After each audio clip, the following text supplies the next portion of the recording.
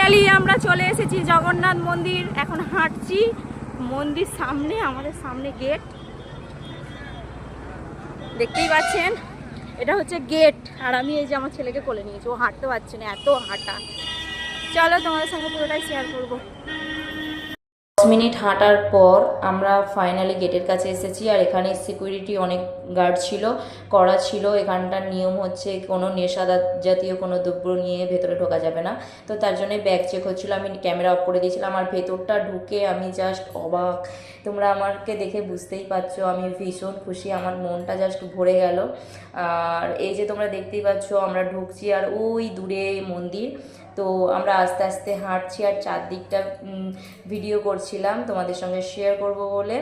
আর এই যে দেখতেই পাচ্ছ ঢুকেই ডান সাইডে প্রভুজিরা থাকে, মানে যারা ওখানে থাকেন, ওখানে মন্দিরে দেখাশোনা করেন, তাদের জন্য ওইখানটা করেছে। ওখানে সব সময় নাম কীর্তন হচ্ছে, যা দেখে মনটা ভরে গেল বা মাথাটা ঠান্ডা হয়ে গেল। মানে মানে মনের ভেতরটা একটা কীরকম ফিলিংস হচ্ছিল। তো আমরা ওইখান থেকে চারদিক ঘুরে ঘাড়ে এসে জগন্নাথ মন্দিরের ভেতরে প্রবেশ করছি। এসে জগন্নাথ ঠাকুরকে দেখে ওখানে ক্যামেরা অফ করতে বললো বলে আমি ক্যামেরা অফ করে দিলাম। তো ক্যামেরা শুধু মন্দিরের ভেতরেই অফ করতে বলছিল, বেরিয়ে ক্যামেরা করলেও কোনো প্রবলেম ছিল না।